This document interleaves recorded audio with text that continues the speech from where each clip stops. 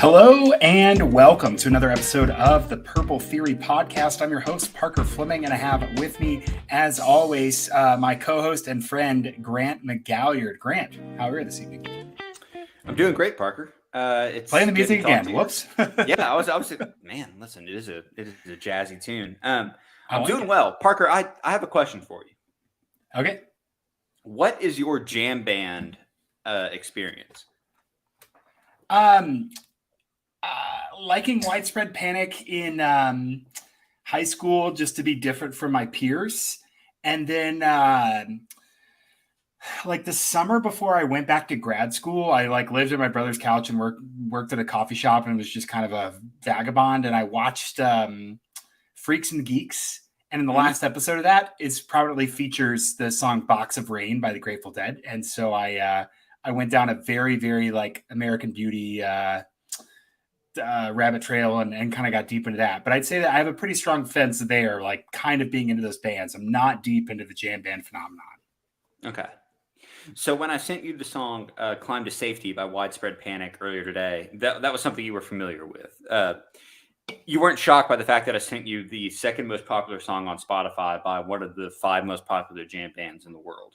No, had heard of it. Was familiar. Okay. All I'm saying is that it rips. I can't really get into great. jam bands. I like the Allman Brothers whipping post that goes on for 20 minutes. I can do that live at the Fillmore. But I don't know, man. I just get in the studio. It's the Office bit. It's just play the right notes. I hate jazz. Just play the notes you're supposed to play. Jazz is stupid. Shout out to King Crimson, who does 21st Century Schizoid Man, which most people know, and I knew first from Power by Kanye. But really, I didn't know that I knew it. A friend of mine's middle school friend of mine, his older brother, they were in high school, did Battle of the Bands. Grant, they walked up and played this 20-minute song and then walked off. That was it. One song, one 20-minute song. Played it. It was awesome. It was an amazing bit. And there's only 2 words in it the entire time. It was great. It was awesome. Yeah. Candidly, it's pretty sick. Parker, you were telling me earlier about how much you still listen to Kanye's music. But maybe that's a conversation you can have offline. Endorse most of the things that he says explicitly by listening to his music. Yeah, I think we were saying that exactly was what we were saying. Yeah, no, I was today. I did today. I will confess. I had a little lull this morning. I got the gout feet, and it just kind of, it just makes everything bad, right? And this morning I needed a little pump up, and so I went to the well. And for me, the well is the classic 2006 to 2009 rap songs. So that's a lot of Lil Wayne, a lot of Eminem, some Kanye, Forever by Drake. Everybody just comes in and rips a verse off. I was like, look, I just need this morning. I got to get hyped. So I had my high school football hype mix on and just kind of got out of the funk and got some stuff done today. So it's kind of nice. I like that. That's good. That's good. Parker, sometimes if you really want to pick me up in the morning, can I give you a tip? This is something I do. I'm skeptical where this is going. I put on a shirt by Home Field Apparel. 50-50. I put some Baileys in my coffee and none of my coworkers asked me about it, or I put on a Home Field shirt. Home Field Apparel. They have been a partner of this podcast before, and we are happy to bring them back along with everyone else in the Republic of Texas Football Network. Republic of Football Podcast Network by Dave Campbell's Texas Football. One day I'm going to nail that down. Parker, I have a question for you. You are a new father. Is that correct? Not to reveal your personal life, but... I'm really not talking about that on the internet, but I guess everybody knows now, so thank you. We can cut it. No, anyway. Can't. We're live. That's fine. Keep going. Yeah, and so... No one's watching this. Yeah, no one's watching this. And so Father's Day is coming up. There's no better way. Listen, I have a dad, and the man doesn't buy shirts for himself. It's unbelievable. It is, quite frankly, ridiculous in the fact that the only shirt he has bought in the last 5 years for himself was from a restaurant that was on Diners, Drive-Ins, and Dives because he loves Guy Fieri. So he has a Captain Chuckamuck's t-shirt. No free ads to Captain Chuckamuck. If you are a fan of a football team and your dad is a fan of the same football team, you should get them a Home Field Apparel t-shirt. Based out in Indianapolis, I can't tell you how comfortable these shirts are. Amazing vintage college designs. There's like 150 colleges available. They've gone through the archives and have found some incredible logos, throwback shirts. I grew up a North Carolina basketball fan. They now have a 1982 National Championship t-shirt and a 1993 National Championship t-shirt for North Carolina, for example. I don't know how they licensed that, but they somehow managed to do it. Pretty impressed, honestly. It's a great Father's Day gift. Also, they're affordable, and with our promo code, you can go to homefieldapparel.com, look at all of these designs, and use the code DCTF. That's for Dave Campbell's Texas Football. 15% off for first-time customers, 10% off for returning customers using the respective code. It's a hell of a deal, man. You're missing out if you don't take it. Yeah, it is. It is right there. It is right there for the taking, and they've got all kinds of weird schools. I know people collect them and get random ones. I think that's fun. I know that, like, I've gotten my brother in Arkansas one because he went to the University of Arkansas, and so they've got. It's just a good gift for anyone in your life that is a college fan and doesn't want another set of. I don't know. I was talking about this the other day. Is like gifts in general for guys. Like people just Google and like, what should we get? And it's like, oh, you get like a whiskey stones or like just whatever, a shot glass or something. It's like, dude, don't do that. Be better than that. It's anyone that doesn't have whiskey stones already doesn't want them. They would have bought them themselves. Don't get them that. Get them a t-shirt from Home Field so they can rock some college football merch. Yeah, they're fantastic designs. Again, that is homefieldapparel.com. Promo code DCTF, 15% off for first-time customers, 10% off for returning customers. Parker, it is time to talk about BYU Cougars. Our first foray into a new Big 12 team. Indeed. I'm kind of excited. I kind of want to see what's going to happen when BYU joins the Big 12. We talked about this with Ryan Nanny when he was on the podcast, and he was of the opinion that they're going to fit right in. They, as good as they've been at football over their history, and as good as they have been in recent years with guys like Zach. Oh my God, I forgot his last name. Who the hell's Zach? Zach Wilson. Zach Wilson, 2020, one of the best college football teams we've seen in the last couple of years. Yeah. In the last decade or so. With Zach Wilson, very, very tough team. Zach Wilson. There was no comment. There was a stretch with Bronco Mendenhall, where they had 5 out of 6 years they won double-digit games. And then obviously with Lavelle Edwards, just insane streaks in the 80s and even in the late 90s with him. So some really impressive history and tradition of quality there. And then of course we know that like their fans are everywhere and their fans will show up everywhere. So it's not like, they're going to be an unwelcome addition in terms of fan intrigue and feeling like they're excited about playing games. And for TCU fans, a familiar opponent, having that short but fierce Mountain West rivalry with them. I think they had 2 game days with BYU. Maybe one of those is Utah and one of them was BYU, but at least one of those up in Provo was game day, top 15 teams. So really, really good kind of history there and some recent success with BYU for sure. But I do think kind of at a crossroads here with some changes they've had to make on the defensive side of the ball with, we saw what happened, how they struggled when Jaren Hall wasn't 100% last year. So definitely an interesting team and interesting, I think, lastly, I'll say in the sense of the Big 12 operates a certain way in terms of like development cycles and kind of who's on and who's off and how you recruit and all that. And BYU kind of operates outside of the logic of all of that. And so as we're talking about development cycles and all that, it's going to be kind of a different conversation for BYU, which I think is really interesting. I would even go so far as to say that like the transfer portal is not going to affect them in the same way. And so an interesting test case to see as they join. Also really kind of a rubber meets the road for their general program of, hey, you've been operating a certain way as an independent. Now you're going to have to play an entire conference schedule, how is that going to change? Yeah.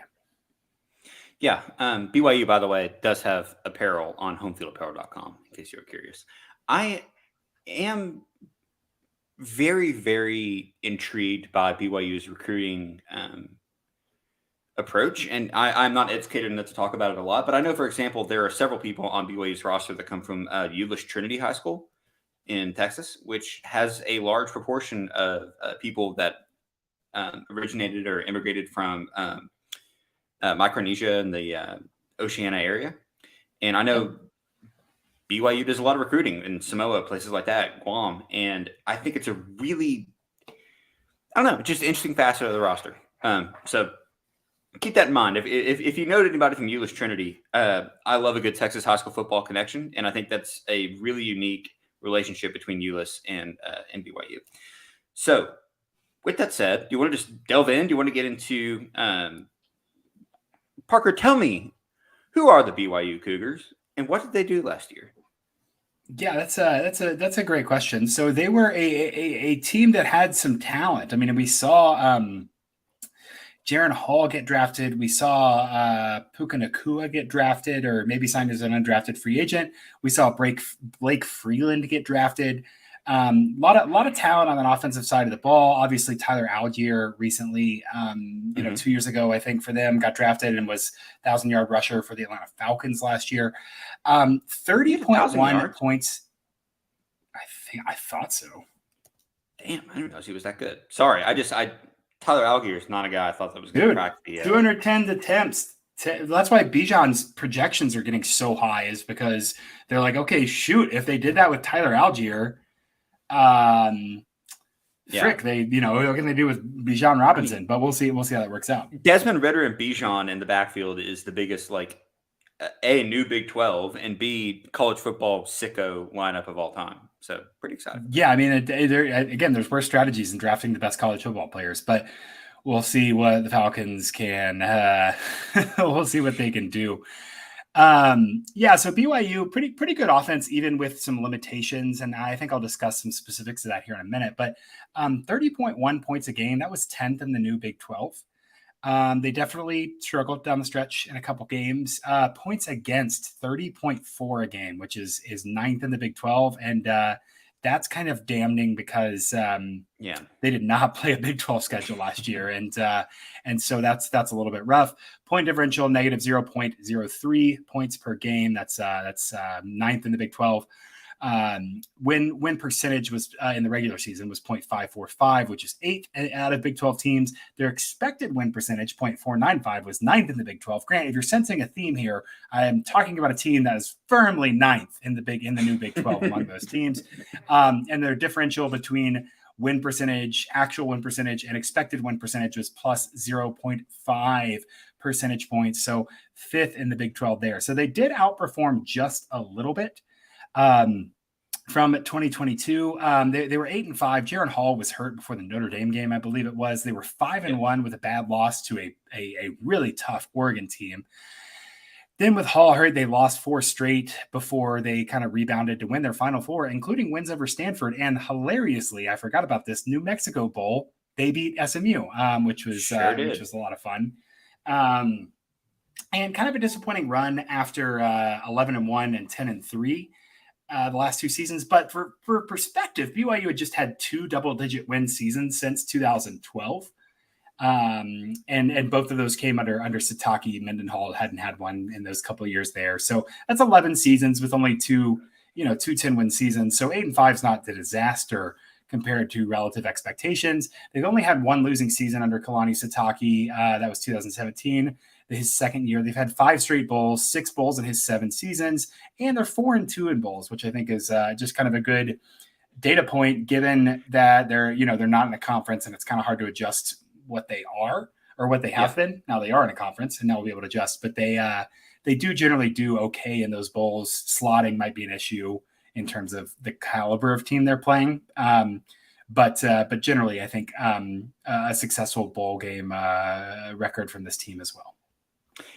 Can I ask you, does the lack of 10-win seasons under Bronco Mendenhall surprise you? Given the reputation that BYU had under Mendenhall and the ability that Mendenhall had to jump from BYU to Virginia, a P5 program, although, again, as we talked about, they've basically been a P5 program. I'm surprised that they didn't win more games under Mendenhall.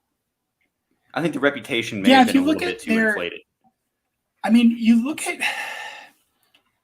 it's probably worth a deeper dive than I can totally give it. But Mendenhall comes in 2004, kind of as BYU is wandering in the post Lavelle Edwards wilderness. Gary Crowton goes 12-2 in that kind of 2001 season. And really that wasn't, necessarily his team in year one, but then goes 5-7, 4-8, 5-6. Got to do something different there, right?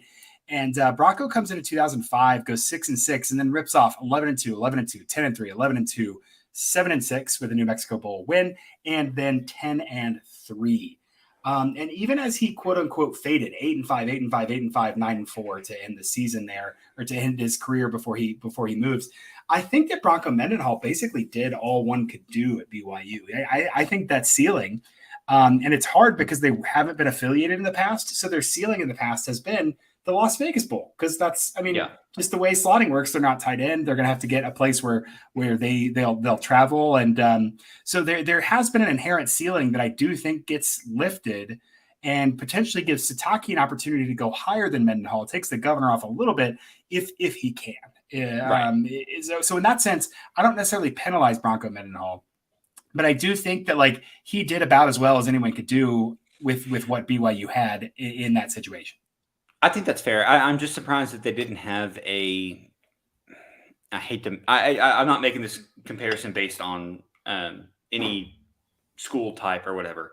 I'm surprised they haven't had a Liberty year where it's hell, do we have to consider them for the G5 spot, or a Notre Dame type year, which they've been compared to in the past? They play a hard schedule. When they were in the Mountain West. So the problem there is if we look at their let's look at their 2009 Mountain West, because they played TCU there. We look at that. They went to the New Mexico Bowl. They were 11-2, right? And so their two losses are Florida State and TCU. Both of those were by double digits. They beat number 3 Oklahoma on a neutral site, 14-13 to start the season, right? But then they play Tulane, Colorado State, Utah State, UNLV, San Diego State, Wyoming, New Mexico, Air Force, and then they eke out Utah. So they've lost 2 games, one to a ranked team, one to an unranked team. In the Mountain West, you can't. You're going to get slotted. You're going to get jumped by TCU there. So it's they ended up beating 3 out of the 4 ranked teams they played, but they got boxed out of the BCS because they lost to an unranked Florida State, and you just can't. It's such a narrow window then. So there wasn't even the New Year's Six kind of onboarding. It's much easier for a P5 or a G5 team to get into the New Year's Six now. But the perverse reality of that is once that shifted and they got out of the Mountain West, then it was kind of will they, won't they? And so they were just never going to get the G5 spot, right? It was they were P5 enough that they weren't going to get in the New Year's Six that way, but they weren't G5 enough that they would get that one spot either. Makes sense. I just feel like it's kind of a disservice to put a team that went 11-2 or whatever into the New Mexico Bowl. No offense to the New Mexico Bowl, of course. Shout out to the New Mexico Bowl. Shout out to the New Mexico Bowl. Great trophy. So last year, Parker, this team was 9th in the Big 12. We established that. Do you want to get into position groups? Where do you want to go from here? Yeah, let's. I think let's start on the offense. Well, let's mention a couple of things. Their recruiting has not been amazing, but it's gotten a little bit better in the last couple of years. Last 4 classes: 82nd in 2020, 70th in 2021, 57th in 2022, and 52nd in 2023. So definitely increasing. Some of that is transfer portal, right? Some of that is the difference between 60th and 52nd is Keaton Slovis, right? Those are the same classes. They got an upside transfer. So bringing in a little bit of that talent there, but a slight trend upward. We'll see how they can leverage the transfer portal. I think they have a strong appeal, like some of these Texas schools do, for guys to quote unquote come home. And home doesn't necessarily just mean a physical location for BYU. I think they have that as an advantage there overall. Well, I'm going to say it's an advantage, but it's also, and again, this is just matter of fact. is a challenge. It's kind of the same challenge that that people always say Notre Dame faces. In terms of Parker just slammed down his Diet Coke can in disagreement, and I'm very worried now. But it's it is a challenge for a religious institution to recruit a lot of top talent, just because there's parameters. And 52nd isn't terrible. Like you said, it's 30th place is better than they were in 2020. So and they've done well in the transfer portal. So just with that note, that it is difficult to recruit, I think, the Provo for any head coach. Yeah. Mostly because the air quality gets really bad sometimes a year. It's kind of gross. Well, so I assume Rutgers, the official football team of New York City, is going down. Many people have called Rutgers the BYU of New Jersey. No, there's not been one single person that has called Rutgers the BYU of New Jersey. Here's how tired I am, and here's how my brain is working right now. You know that song, Heads Carolina, Tails California? Yeah. I just put it. Yeah, I just put in my head. I was trying to make the syllables work for heads Rutgers, tails Provo. Oh man, heads Piscataway, tails Provo. Yeah. BYU 70th overall in returning production, returning 63%. 83rd on offense, returning 62%, and 61st on defense overall. So definitely some turnover, definitely an opportunity to start fresh, I think is the way we'd positively frame that. Before we get into the units and the sides, let me just read some overall stats. BYU 49th in EPA per play margin last year, 16th on offense, 116th on defense. 30th offensive success rate, 126th defensive success rate, just getting beat up and down the field. 74th in net points per drive. They were 17th on offense, but they were 123rd on defense. Not great there. And 79th in net field position. So a little sloppy on the coaching special teams side as well. And then their echo ratio, the all-important stat, 48.2. So less than 50% game control for an 8-5 team. That's actually pretty impressive. 48.2 is 81st in the nation. Gotcha. Head coaches, we haven't said his name yet, I don't think. Kalani Sitake, former Utah guy, coming to BYU. Offensive coordinator is Aaron Roderick. You have some analysis here. Took over for Grimes went to Baylor, right? Jeff Grimes? Grimes went to Baylor after 2020, but in 2019, the BYU offense was not going well. And Grimes actually left the sideline and went up to the booth and stopped calling plays. Roderick and Sitake kind of took over the passing game. And they kind of engineered the Zach Wilson was a little hurt in 2019, but they kind of engineered the Zach Wilson 2020 run. And they did a great Jaron Hall, great job with Jaron Hall there. And so certainly a pretty good offensive duo there that has shown at the very least consistency after Grimes left, if not that they were kind of driving a lot of what Grimes had cobbled together in his vision there. I think we know that they run the, if I was talking about like central tenets, Grimes called it like reliably violent offense. It's the RVO. Hold on, wait, I'm pausing you there. Reliably violent? Yeah, we've done this bit before. It's like super football speak, but that's Grimes' offense. And a lot of it is just like successful run game and then like have a deep threat, which yes, Coach Grimes, that is how offense is. That's good offense. I agree. You should do that. And they're going to stick with kind of, I call it the 1.5 personnel instead of like 12 or 21 or whatever, because it's a sniffer, a fullback, or a tight end. I don't know. Sometimes he lines up a little bit behind the tackle. Sometimes he's right up there in the tackles, but sometimes he's a tight end. Sometimes he's moving around. So they're going to have a running back, a tight end, and then another blocker dude in the backfield. Sometimes they'll bump Rex out. They'll run a little bit empty, a little bit of weirdness. And they're mostly zone read. And they love a little like an RPO with a glance to the tight end, just like a very straight hand the ball and throw it if it's there kind of a thing. I did like what they did with motion, even as I feel like their base offense is pretty straightforward. They're really saying like, hey, we're going to execute and out leverage. It's not as much bells and whistles. Like they're almost like the anti-Kansas just because their offense is good, but it is decidedly less like circuses than Kansas, right? Sure. Whereas Kansas is saying, we're going to out leverage you by doing just all sorts of crazy shit. BYU is saying, hey, we're going to run the fundamentals really, really well.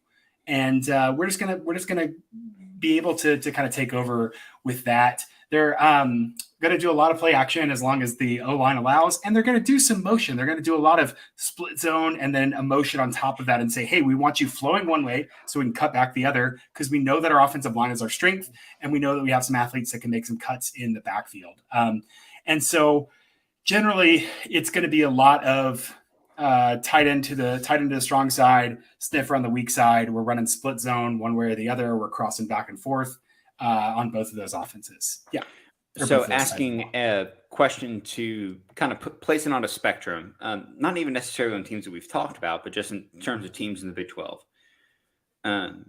If you have Kansas running hyper motion, let's get weird as hell, because that's the only way we can beat teams. And then you have Kansas State under Kleiman, who is, we're going to do 4 things and do them well. Are they kind of closer to maybe the vanilla spread of Iowa State, just with more motion? I mean, where do we put?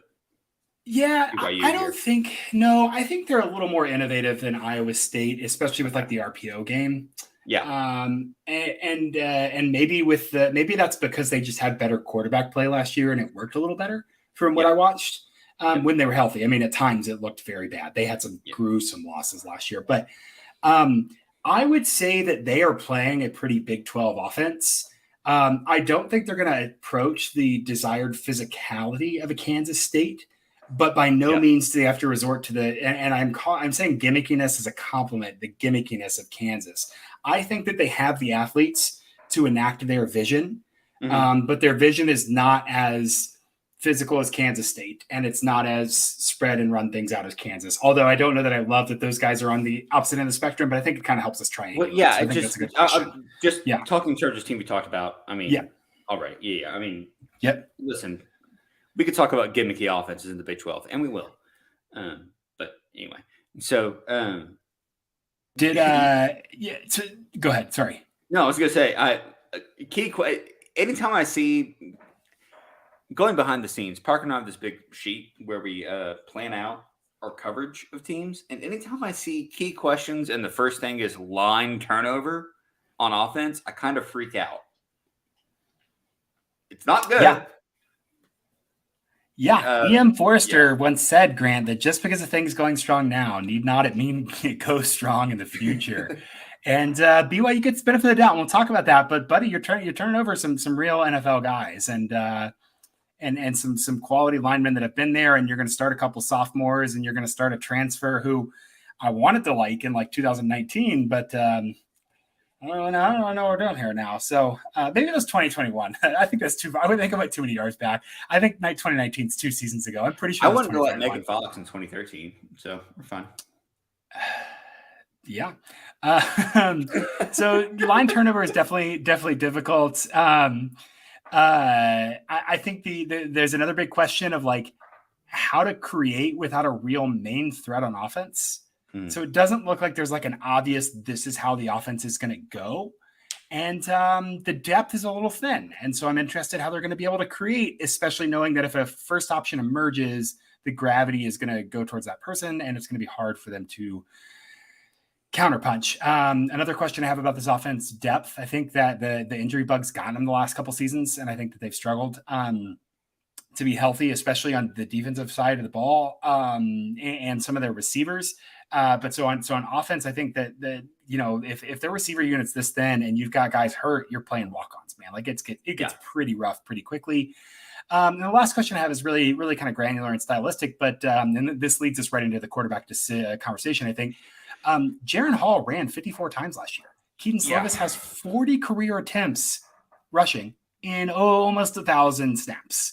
So either that's going to change, right? Either Keaton Slovis is going to learn to run a zone read and be a running option, or they're going to just take out the quarterback run and the zone read, which was a huge facet of their offense last year, and just go to RPO on that. So I don't know. There's questions there about what the quarterback position is going to look like, and I think that takes us right into to the quarterback position here and what Keaton Slovis is going to be able to do.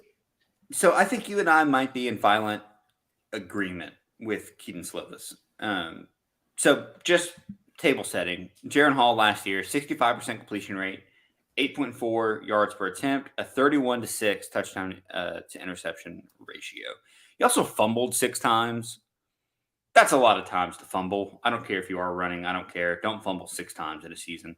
And he was terrible when he was blitzed. That's going to get into BYU's offensive line issues, but he had a 24.2% completion rate under pressure. Yikes. It's not good. Yeah. And the Minnesota Vikings drafted him anyway. Sure. So Keaton Slovis comes in. He was hurt last year. I think it's important to remember that he was. Come on, man. I mean, and we'll talk about. I'm not going to give it away. I'm going to keep a spoiler here, but I think it's a pretty big red flag on the offense, and we'll talk about why that mattered last year too. That's fine. Please tell me when I'm wrong. This will be a fun exercise, but I think if you're going to be a running quarterback, you can't have a 24.2% completion rate under pressure. Not even a running quarterback, a quarterback who can operate that dual threat option. I think you got to have better decision making. Absolutely, there's something to be said there. But again, I think him getting in those positions is being pressured that much is bad. But yeah, I'll lead us into this. I'll say Jaron Hall has been called many things. Keaton Slovis has not been called those same things, I think is the way I'll frame that. No, that's fair. And again, I changed my display name from Hater of the Year because I don't like Jaron Hall's cool. Jaron Hall rules. He was good last year at BYU. That's 31-6 TD-INT ratio is a good ratio. But Keaton Slovis, for those that don't know, was at USC for 3 years, transferred to Pitt, now transferred to BYU. This is going to be a diametrically opposed offense to what he ran at Pitt because Pat Narduzzi's Carnival of Horrors. Pat Narduzzi saw Kenny Pickett throw touchdowns and said, I never want to do that ever again. And Keaton Slovis happened to be the quarterback that succeeded Kenny Pickett. So not great. 2022 at Pitt, he had an average depth of target of 10.1, 7.6 yards per attempt, 58.5% completion rate, not good, and a 10-9 touchdown to interception ratio, also not good. The year before at USC, had an ADOT of 9, 64.8% completion rate, so right about where Jaron Hall was, an 11-8 touchdown to interception ratio. So here's my thesis statement, Parker. I think Keaton Slovis is an upgrade. And I'm saying that only by the, I can't pronounce this word, naivety, the naiveness of believing it his freshman year at USC. Do you remember what he did his freshman year at USC? I like to say it like I'm like a Southern naivete. Lawyer. Naivete, yeah. Naivete, yeah. His freshman year at USC 2019. 71.9% completion rate, 30 touchdowns, 9 picks, 8 out of 8.7, and he had 15 drops. He also scrambled 18 times. He was a good quarterback. There is a better quarterback inside Keaton Slovis. Maybe only in the sense that there's a better quarterback like operating him like a robot. Like the little quarterback inside of him is better. But I think the knee injury is rough. Yeah, we got to address that. Yeah. I just think that changes how a guy looks. Healthy Slovis in a pass-friendly offense, like I can believe that, right? I can get into that. I can get down with it. But I kind of think we've seen what he is right now. This feels like a recipe for disaster, right? We've got like multiple transfers. That's a huge red flag for me that he didn't stick somewhere. It's got BYU's got an epic lack of wide receiver depth that we're going to talk about here. And Slovis is not super mobile in an offense that basically mostly functioned by mobile quarterback last year. So I think there's a super low floor. I think this potentially could get kind of ugly if they can't figure out what they want and get their feet down. So I can see the ceiling, but I can more clearly see the floor. I think on this, I think this is going to be a rough year. And I mean, like Jaron Hall's pressure to sack ratio last year when he was hurt, like at his worst, was 11.9. That was Keaton Slovis's last year in like his best year. It's 16.9% for his career. Again, I think it's going to be a rough transition for an offense that really functioned on guys kind of extending plays with their legs, making stuff happen. And Slovis is very much going to be more of your quick read pocket passer guy. It's going to be a little different, I think. And so I can, these numbers that we're putting on these are not like averages, right? They factor in the variance. It's almost like a mean variance assessment here, because I just think that the variance is skewed absolutely towards the negative, and that there's potential for this to get a very, very low floor. Fair. I would agree with you that there's a low floor if the transfer doesn't work. I would also not toss in anything that happens in the Pat Narduzzi offense into accountability for a quarterback. So I think there's a higher ceiling, put it that way. And there is a lower floor. I have some this as unrealized. I'll say this out of 15. Grant, Keaton Slovis would not be the first man to head to Provo and have a revelation from God and ascend to a higher plane. So I can totally believe that. I'm going to go a little lower. I'm going to put this at a 9 out of 15. Okay. Well, you know what? We will fight about this after he drops like 350 yards on, I don't know, UCF or whoever. I haven't did a schedule, but yeah. Tell me, Parker, who does Keaton Slovis have beside him in the backfield? It's Aiden Robbins, and who the hell else? Yeah, I think that Aiden Robbins from UNLV is a good pickup in the transfer portal to fill in portal to fill in for Brooks from last year. BYU ran 50.6% of the time last year, just -0.2 rush rate over expected. So, I mean, just basically running as situationally, but that doesn't include Hall scrambling, which I think mattered a whole lot. Robbins was a 1,000-yard rusher last year, and should be fine and kind of in the run game there. If we look, who's going to be behind him. I've lost my notes. Here we go. I have 19 windows open. Good Lord. Brooks, right? Behind him is going to be, Robbins. Behind Robbins is going to be just an all-time name here. Hinckley Ropati, I believe is the name there, who's a junior. And he should be more of a pass catcher, which I think that's going to be important because BYU only had 36 total halfback targets last year and really wasn't a factor in the pass game. Their ADOT was pretty low, but Aiden Robbins had 28 by himself. Go ahead. I think I lagged. So they only threw to the it's my Wi-Fi, but they only threw to the halfback 3 times per game, is what you're telling me. That's pretty 36 times. That is impressive. And a lot of that was check downs. So Aiden Robbins had 28 by himself last year. So I think that he could be involved in the pass game potentially. But still, I think that could be a fun way to get Slovis going early. It's kind of a 3-man game with him and Rex until one of these receivers proves to be a dependable option. I think you could do worse than that for kind of triangle offense, if you will. Robbins has handled a large workload. I think there's so much turnover in the offensive line here that there's kind of a low floor and a low ceiling, but kind of like a pretty good mean here overall. So I'm pretty okay with the running back room here, just because it's not like they're not going to have Tyler Algier. They're not going to have a French Heisman candidate or anything with Robbins, but Robbins should be more than enough to kind of provide the pro style rushing attack that they need next to Keaton Slovis. So I have this unit as a 7. Grant also has this as a 7. I think he dropped off with a Wi-Fi issue, but I'm gonna soldier on here for a second. So that brings us to Parker has 9 out of 15 at the quarterback, and then 7 out of 10 at the running back. Grant 7 out of 10 at the running back, and 11 out of 15. So similar units there. One thing I do want to point out about these two, about the running back specifically, is in the formations that they run with the split zone and the play action that they have, a lot of those issues there is a big issue in that the running back has to block a lot.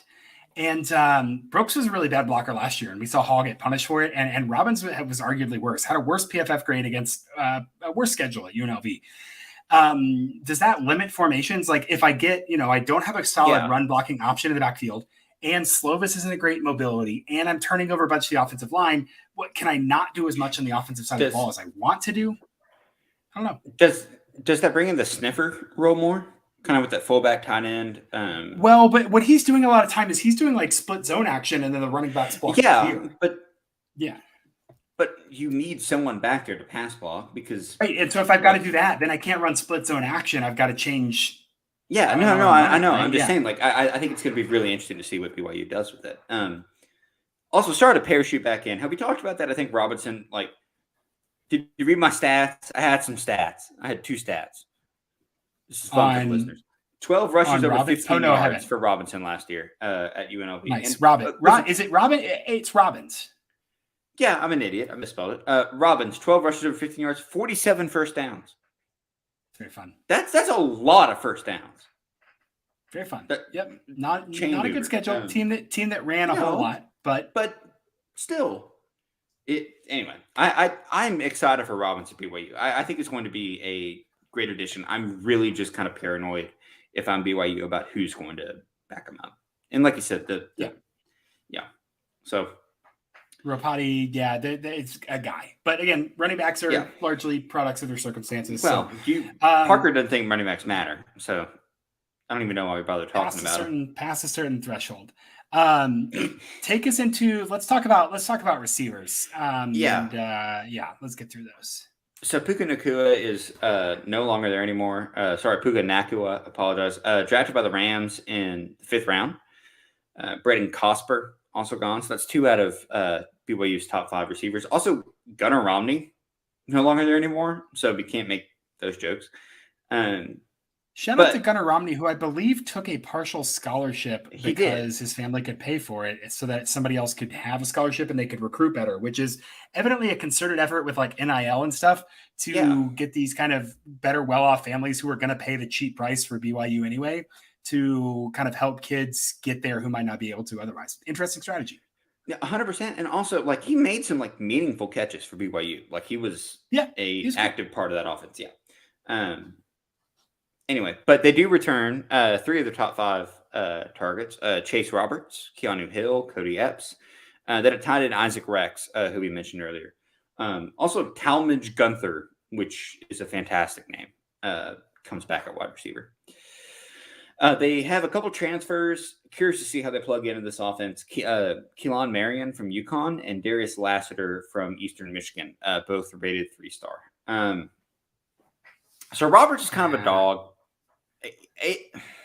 This is a thin wide receiver room. I'm going to be honest with you. They're going to have to rely on a lot of people being, and I don't even mean this term in like they're going to have to rely on like a lot of grit monsters, right? And just people willing to go 5 yards over the middle and make a catch. They have 2 deep threats. You have Keanu Hill, averaged 15.7 yards per catch on a 14.6 ADOT last year.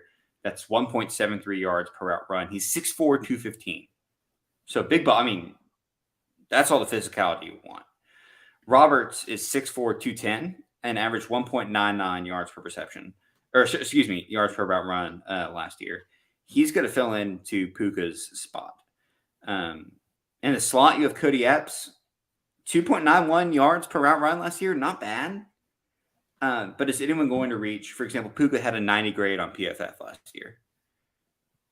Don't think. And it's my sense that Epps had 49 targets. So that's actually not bad. Yeah, I know. Listen, if you put it this way, it's going to be tough to find 2 cornerbacks that can cover Hill and Roberts on the outside. 2-6-4 guys is tough to throw at a defense. And Roberts has got a little gadget in him. Like 1 in 5 snaps, he was playing out of the slot. And so last year, especially when guys got hurt, Chase Roberts had a couple games. I think maybe the Baylor game. Let me make sure I'm saying that correctly. Yeah, he had a big one. I can't remember who it was either, but. Baylor game, 122 yards, 15 yards per reception on 12 targets. So that, and then the other one was Utah Tech, but he had 82 yards on 3. So just had, just a couple huge early ones there. So filled in, I think that Baylor game is kind of best case scenario of like what Chase Roberts could be. I think that he has to be the guy. And again, I think wide receiver rooms are all about gravity, right? Like, Sure. is there going to be enough gravity with Rex and with Hill and with Epps to free up Roberts, or is Roberts just going to get covered and then there's nothing else that they're going to be able to do there? Yeah.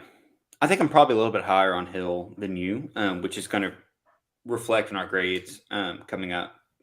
I think Roberts is going to wind up being wide receiver 1, despite the fact that he was wide receiver 3 or 4 last year. All I'm saying is behind those top guys, there's nothing, and they're going to have to rely on some guys to step up. And they've gotten hurt a lot. Yeah. I'm I have it as a charitable 7. Yeah, I see that. I'm at 6. I'm giving him the full. I'm giving him the full ding. That's out of 10. So 60% for me there.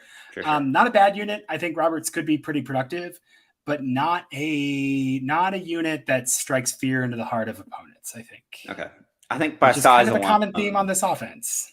Yeah, this offense. Okay, but that's all I got. Yeah.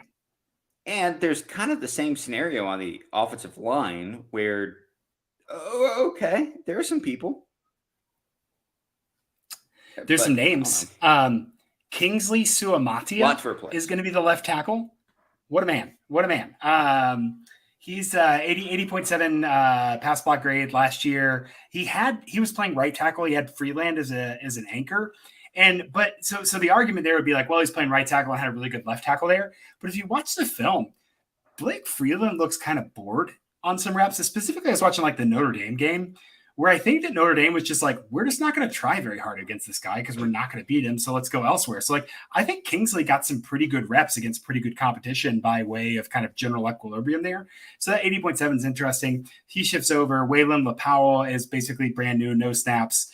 I think there's the combo at center of Pay and Molly. Connor Pay is, 6'5", 312, 91.5 pass block on the interior offensive line last year. Pass blocking grade.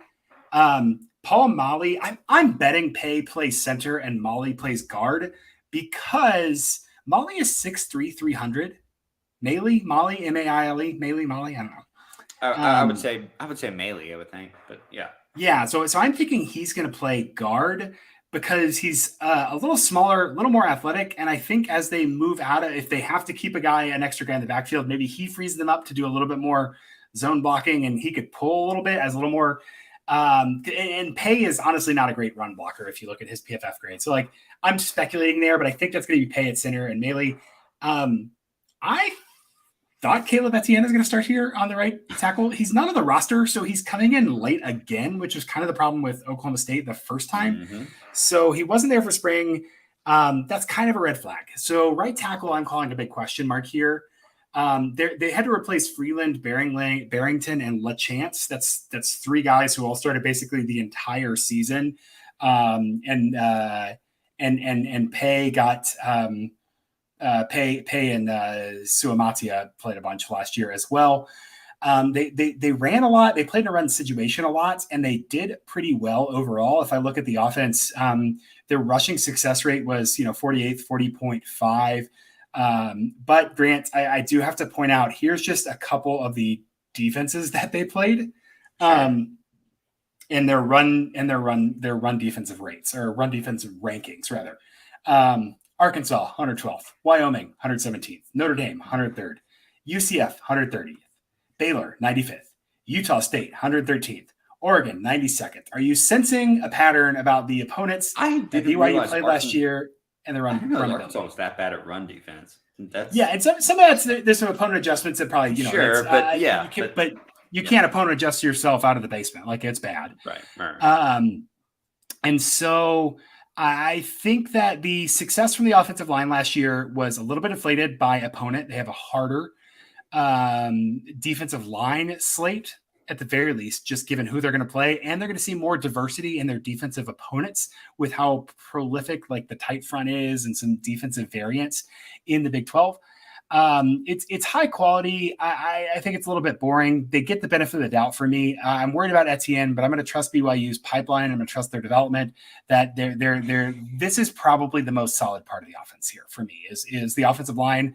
I think that they're going to be good. They're going to be consistent. The run game is probably not going to be as good as it looked last year with the mobility of Hall and with how poor their opponents were. But I'm comfortable giving this a 12 out of 15. Okay. I'm going to go one spot lower. I'm going to go 11. I think the tight front worries me, as you say, as prevalent as it is in the Big 12. The tight front worries me with the question marks at guard and center between Pay and Maley. And I think Slovis's inability to move around in the pocket is going to magnify any mistakes on the offensive line. So I have this as an 11, which ironically is the same grade I gave Keaton Slovis. So I have the offense as 36. You have them as a 34. Again, that is out of 50. Yes. Okay. So I'm giving them a 68 grade on offense, effectively. Okay. I'm doing reflection. I have,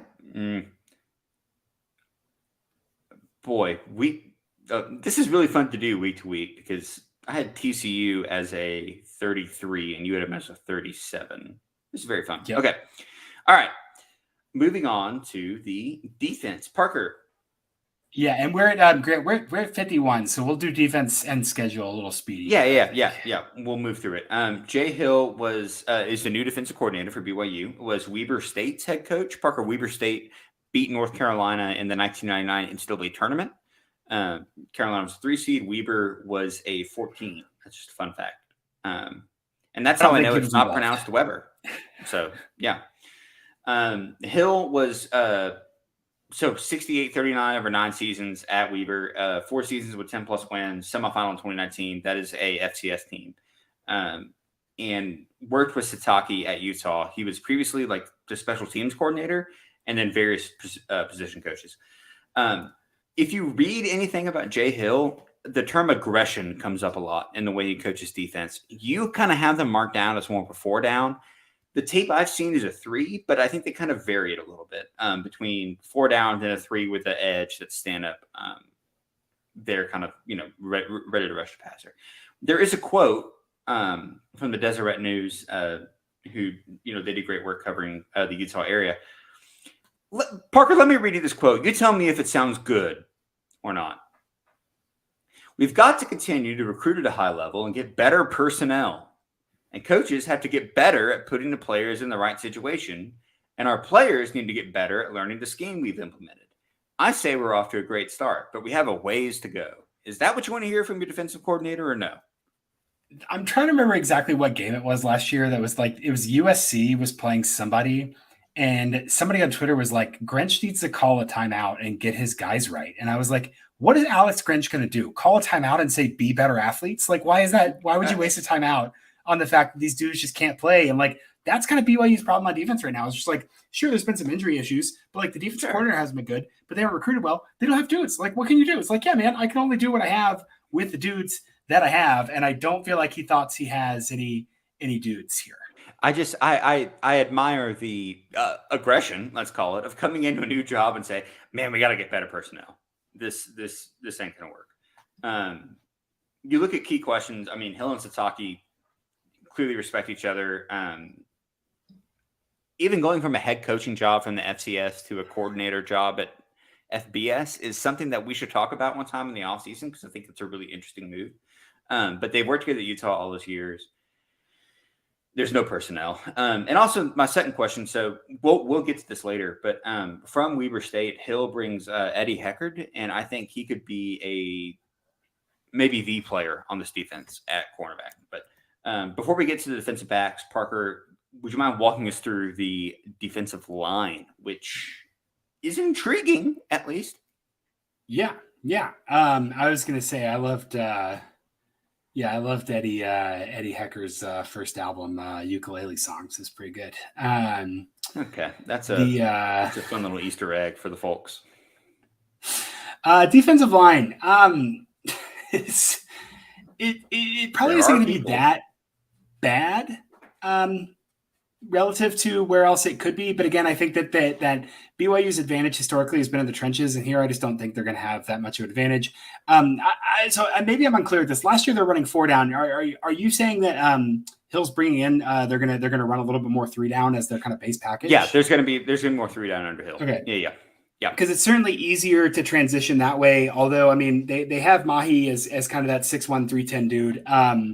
Really, really big dude. The ends looking at Batter and Mangelson, I think, is a great pair of, potentially go get them dudes at the end position, and a couple, 1 or 2 guys who haven't played a ton, I think, at that tackle position who will fill in. So I'm going to say I like that they have a good nose tackle. I think that's a key. We saw that with like TCU last year, where it's like, oh, if you have a good nose tackle, pressure's off. But I don't think this is an exceptionally talented unit, and I think there are going to be growing pains on the offensive or the defensive line here. So I'm pretty not optimistic. I'm actually less optimistic about this than any other position group. I'm giving this a 6. Yeesh. Okay. Better than Kansas.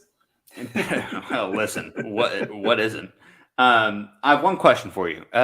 Does Actunasia Mahi count as a shithouse? 6'1", 315. 6'1", 315 is getting funny, I think. Okay.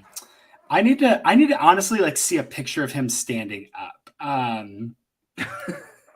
We're gonna Google this right now. Do you bulge? Where do you? Buddy. Buddy. I think no, dude. I think we're talking Butterball. Oh, the way he carries it is so interesting. Okay. Look, I just texted you this. I'm saying this is like a fat 33-year-old myself. Like, I'm out of shape. I'm not commenting on his body from the standpoint of being shaped. I'm just saying, like, the way he carries it, he looks a lot more Butterball than that's a large fella than Firefly. He's a big man. Look at the biceps. He could beat both of us up easily. Oh, easily. Yeah, but that's a low bar. Well, fair enough. Okay, I have this. There are enough returners. I think the edges are fine. I have it as a 9 out of 15. I'm gonna net out there. Boy, this is weird. Knocking down BYU in this Excel sheet we have. Okay. I don't think I am. I think that I had Sataki rated low. I think that my way too early power ratings before I even did this with the numbers. I had them low. So like, it's just gonna be a hard year, man. I can run to yes, real quick. Get us through the linebacker. Linebacker. So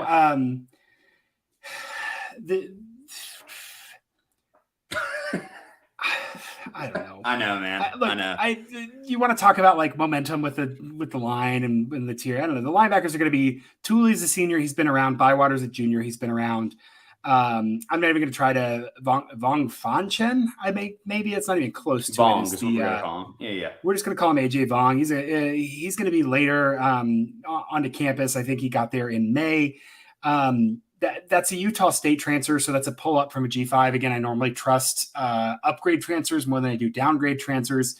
He had 101 tackles last season for Utah State, and Tooley and Bywater's pretty good. I think this is a fine starting trio, even if it's uneventful. By the way, that's not Bywater's first name. Tooley and Bywater. Tooley and Bywater. Yes, 2 guys. Yeah. Okay. Yeah. Ben Bywater is his first name. Yeah. But none of them practiced at all in the spring. So everything that's like positive about the defense, they weren't involved at all. So they got no spring practice, and I think we're gonna have to see what it looks like for them to fill in there. So I'm not in love with this unit. I think it's fine if they would like been together for 2 years. Maybe I would be a little more happy. But if they're gonna switch from a 4 down to a 3 down, that means linebackers gonna have to start making tackles in different ways. And these guys did not get a lot of reps in the new system so far. I think we're still looking at an adjustment curve here. So I'm going 6 out of 10. We continue the trend of 6s on defense there. It's not aggressively bad, but look, man, like, you're passing. I don't think you're failing, but you're just barely passing for me. It's a 5 for me. I mean, I like Bywater. I really just don't like this linebacker core. Not as people. I'm sure they're fine people. I'm very worried about them in this new system. I think a system that gives athletes a chance to be aggressive is probably better than than a system that is very structured and is like, hey, we're going to run these plays exactly. So I think I feel like we're saying the exact same thing about TCU last year. So there's an argument, right? I think there's an argument there. Exactly. That it works. Yep. And so there is a ceiling for this group to improve, but for right now, I have -5. The aggression also kind of translates to the defensive backfield. Parker, I watched tape of Weber State against Utah State last year. They shut out Utah State, an FCS team beating an FBS team. So that was impressive. But they do lose Gabe Judy Lawley, who's a transfer to Tennessee, Caleb Hayes, D'Angelo Mandel, Taylor Alfrey. They keep Micah Harper, and they keep Jacob Robinson. So Harper's going to be the mainstay at safety, and Jacob Robinson's going to be, I would say, cornerback number 1. But again, they bring in Eddie Heckard at cornerback, following Jay Hill from Weber State. 4-star transfer, FCS All-American. He's going to be your lockdown guy. There are unknown variables, especially at safety. It looks like it's going to be Malik Moore starting across from Micah Harper. He had a broken hand last year, but he's also in his 6th season. So there is some experience, even if it's not in this system.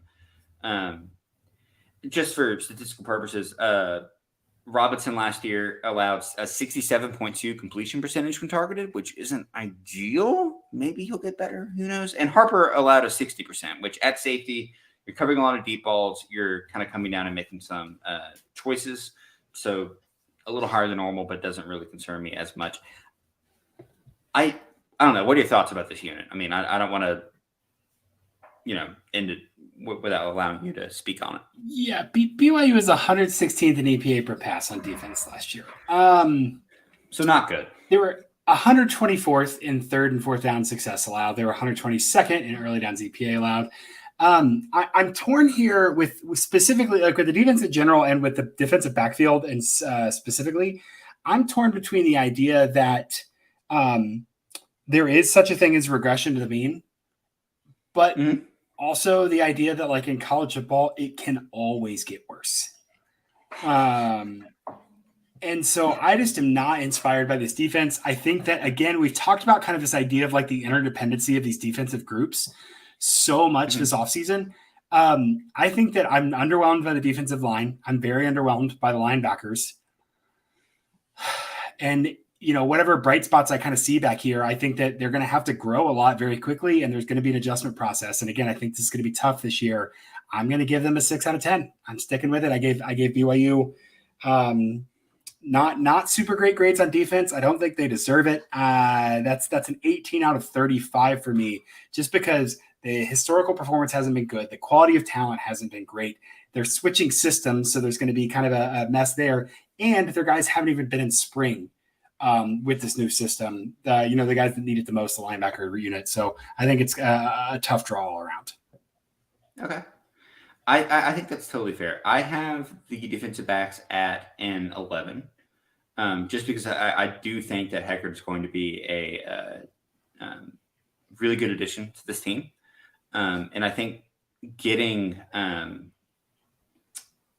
sorry, I had my no, you have it at 7. 7, sorry. What did I say? 11. I'm losing my confused. mind. I had not an 11 because it's out of 10. Sorry, I had my screen. You're good. Malik Moore, getting him back is going to be a boon for this team. So let's see. You have the BYU defense at a 6 out of 15 on the defensive line, 6 out of 15 at linebacker, 6 out of 15 at defensive back. That is an 18. That is one spot better than Kansas. Woof. I have them Kansas. I have them as a 9 out of 15 on the defensive line, a 5 out of 10 at linebacker, and a 7 out of 10 at defensive back for a 21. That is 4 spots better than Kansas and tied with Iowa State. But you and I violently disagreed on the Iowa State defensive unit. I have Iowa State's defense 10 points better than BYU's. Yep, I'm comfortable with that. And I have Iowa State's tie. Yep, okay, that's fine. Listen. So with your coaching and special teams rating, what do you have? Yeah. And then what's your rating and the probability of winning against an average team and probability of making the bowl? Yep.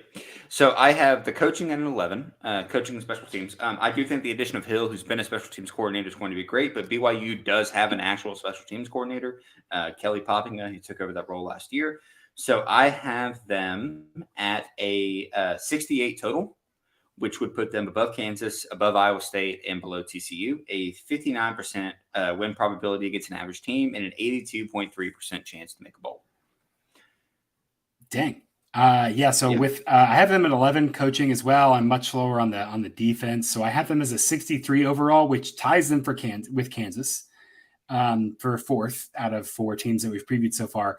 So they have a 44% win probability against an average team, and a 44.5% chance of making a bowl against a schedule full of average teams, which we know is not the case. So, but a good exercise all the same there. So I'm a little lower. I think the depths at quarterback could get a little lower, and I think the highs on defense are a little lower than potentially what you think there. And obviously we'll see that bear out over the course of the season. But let's do a little schedule breakdown. So looking at this, so BYU is scheduling 2 FCS teams because they're playing 10 Power Fives now. Yeah, that's still crazy. Anyway, so BYU starts the season hosting Sam Houston, my mother's alma mater, by the way. Shout out Carrie. Go Bearcats with a K. Go Bearcats with a K. I'll call it a win. That's fine. Yep, that should be a win. Southern Utah should also be a win. Yep. Unless you know something about what's Southern Utah's mascot? Southern Utah. I'm looking it up right now. They are the Thunderbirds. Cowboys? That's sick as hell. Thunderbirds. That's Thunderbirds. Pretty cool. Oh, they did something recently. I feel like there was something about them. Didn't they beat somebody last year? Who can say? I don't know, but should be a win for BYU. They beat Sam Houston. That's interesting. Really? Sam Houston's a good FCS team. Anyway. Yeah, well, they're moving up to FBS. They are. They lost 73-7 to Utah. Yeah, it's not great. BYU then goes to Arkansas. Got to go ahead and knock that down as a loss. Yep. Well, so does BYU. Yep. I'm calling that a loss. Yep. Okay. At Kansas. This is fun. I don't remember what we said about BYU and Kansas in our power ratings. By looking at power ratings, I think I'm calling it a loss because they're on the road, because I have them rated the same as Kansas, and so I'm going to say it's a loss. Yeah, I think I had this as a loss as well. They are home for Cincinnati. Boy, that win. Cincinnati's that bad. We're gonna end up projecting Cincinnati to go 0-9, even though I know they're not going to. But I just am gonna end up projecting them to do that. Okay, I'm gonna put it as it's home. I'll put it as a win. Bye at TCU, loss. Probably a loss. Yeah, because we had TCU going 8-0 and then finishing 8-5 or whatever it was. Yeah, this is a real post bye here. This is a real welcome to the Big 12, dude. This sucks. Yeah. Hey, congratulations, home for Tech. I think it's a loss. I'm gonna go loss there as well. At Texas, loss. Would be funny if they won again, but I think a loss. It 100% would. West Virginia stinks. Point blank. But it's at West Virginia, so I'm calling it a loss. I'm going to call that a win. I think that's a win. Okay. This is going to wind up with me having BYU 7 points higher than you, and then predicting a worse win-loss record than you. I think you're just going to predict everyone to go 7-5 in the Big 12. That's also a possibility. Iowa State at home, win.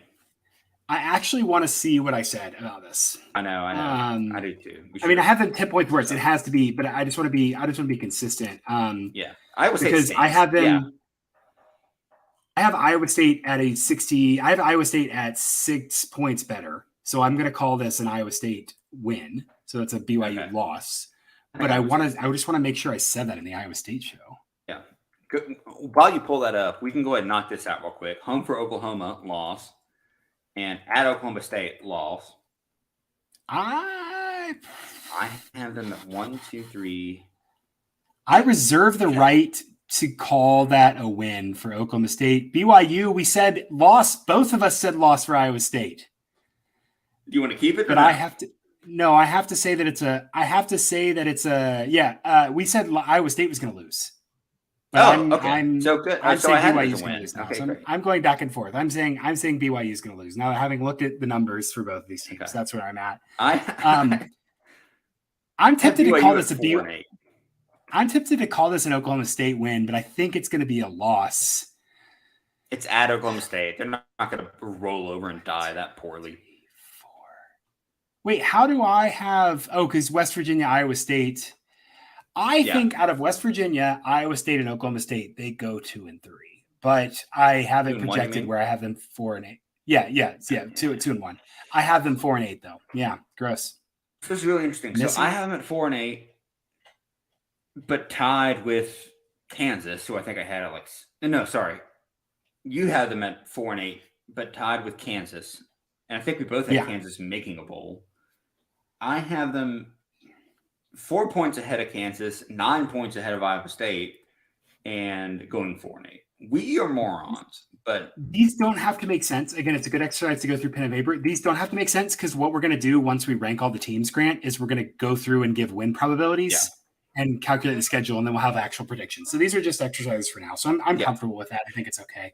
It is, and also not every team plays the same schedule.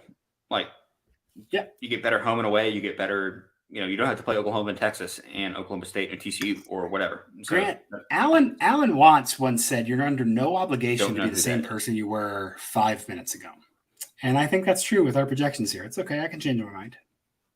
Listen, a river is never the same once it passes by a certain point. Are you quoting Siddhartha? Are you trying to talk? Are you trying to talk Siddhartha to me? I'm trying, and I can't remember the exact quote. All right, Parker, let's go. This has been the Purple Theory Podcast. My name is Grant McGalliard, spelled like it sounds with all those vowels on Twitter. Oh, wait, we forgot. We got to do the Big 12 randomizer. Oh, who we get next week? Yeah. Okay, I'm pulling this up. Tell me about something cool that you're doing right now. About to go to sleep. Reading this cool book about it's called The Ferryman by Cronin, I think is his last name. It's like a popular sci-fi book. It's kind of interesting. I'm going to my family's ranch house this weekend, and I'm going there solo with my dog, and we're going to just kind of. I don't think you know what solo means. Okay, well, yeah, because I got to take care of that maniac. But we're just gonna go vibe out. I'm pretty excited. All right, you ready? I'm ready. 2, 1. Texas Tech Red Raiders. Get your guns up, Parker. Interesting. That'll be a fun one. That'll be a good one. I think, this is going to be I got to do a lot of work on Texas Tech because I think there's a lot of disparate opinions about them. I think Brett McMurphy had them in the New Year's Six. So we'll see about that. Did. One more time, my name is Grant McGalliard. You can find me on Twitter, spelled like it sounds with all those vowels, at Grant McGalliard. He is Parker Fleming. He is at Stats of War. He does a lot of really cool stuff with Super Sports. We'd like to give a shout out to the Republic of Texas Football Network, our friends at Home Field Apparel, and our friends at Dave Campbell's Texas Football.